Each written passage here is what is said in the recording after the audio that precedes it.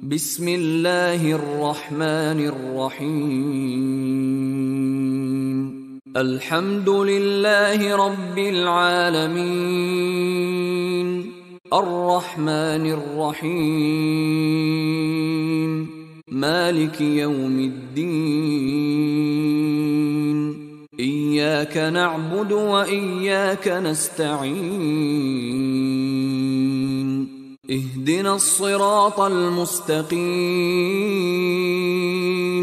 Siratal ladzina an'amta 'alaihim ghairil maghdubi 'alaihim waladdallin.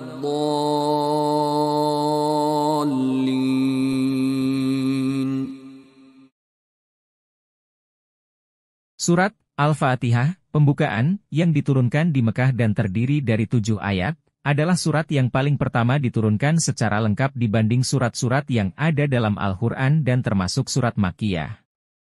Surat ini disebut Al-Fatihah, pembukaan, karena dengan surat inilah Al-Quran dibuka dan dimulai. Dinamakan Ummul Quran, induk Al-Quran, atau Ummul Kitab, induk Al-Kitab, karena merupakan induk bagi semua isi Al-Quran serta menjadi intisari kandungan Al-Quran dan karena ia wajib dibaca pada tiap-tiap sholat. Dinamakan pula As-Sab'ul Matsani, 7 yang berulang-ulang, karena ayatnya berjumlah 7 dan dibaca berulang-ulang dalam sholat. Surat ini mengandung beberapa unsur pokok yang mencerminkan seluruh isi Al-Quran, yaitu 1. Keimanan. Beriman kepada Allah yang Maha Esa terdapat dalam ayat kedua. Dinyatakan dengan tegas bahwa segala puji dan ucapan syukur atas sesuatu nikmat itu bagi Allah, karena Allah adalah pencipta dan sumber segala nikmat yang terdapat dalam alam ini. Di antara nikmat itu ialah nikmat menciptakan, nikmat mendidik dan menumbuhkan. Kata Rabb dalam kalimat Rabbul Alamin tidak hanya berarti Tuhan dan penguasa, tetapi juga mengandung arti tarbiyah, yaitu mendidik dan menumbuhkan. Hal ini menunjukkan bahwa segala nikmat yang dilihat oleh seorang pada dirinya sendiri dan alam ini bersumber dari Allah, karena Allah lah yang maha berkuasa di alam ini. Pendidikan, penjagaan dan penumbuhan oleh Allah di alam ini haruslah diperhatikan dan dipikirkan oleh manusia sedalam-dalamnya, sehingga menjadi sumber pelbagai macam ilmu pengetahuan yang dapat menambah keyakinan pada keagungan dan kemuliaan Allah serta berguna bagi masyarakat. Oleh karena keimanan, ketauhidan, merupakan persoalan pokok, maka di dalam surat Al-Fatihah tidak cukup dinyatakan dengan isyarat saja, tetapi juga ditegaskan dan dilengkapi oleh ayat kelima, yaitu, Ia akan nabudu wa ia akan nasta'in, hanya engkaulah yang kami sembah, dan hanya kepada engkaulah kami mohon pertolongan.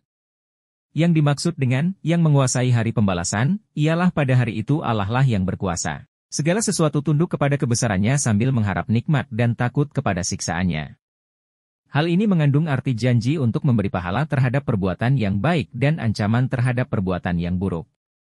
Ibadah yang terdapat pada ayat 5 semata-mata ditujukan kepada Allah. 2. Hukum-hukum. Jalan kebahagiaan dan bagaimana cara menempuh jalan tersebut untuk memperoleh kebahagiaan dunia dan akhirat.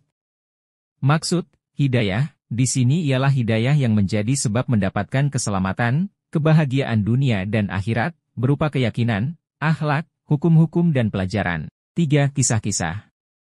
Kisah para nabi dan orang-orang terdahulu yang menentang Allah. Sebagian besar ayat Al-Quran memuat kisah-kisah para nabi dan orang-orang terdahulu yang menentang Allah.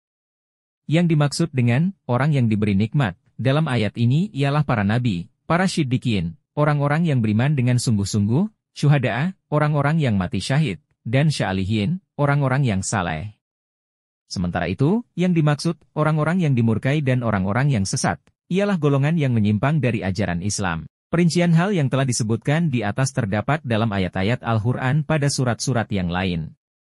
Surat Al-Fatihah ini melengkapi unsur-unsur pokok syariat Islam, kemudian perinciannya dijelaskan oleh ayat-ayat Al-Quran yang berjumlah 113 surat berikutnya. Kesesuaian surat ini dengan surat Al-Baqarah dan surat-surat sesudahnya ialah surat Al-Fatihah merupakan titik pembahasan yang akan diperinci dalam surat Al-Baqarah dan surat-surat yang sesudahnya.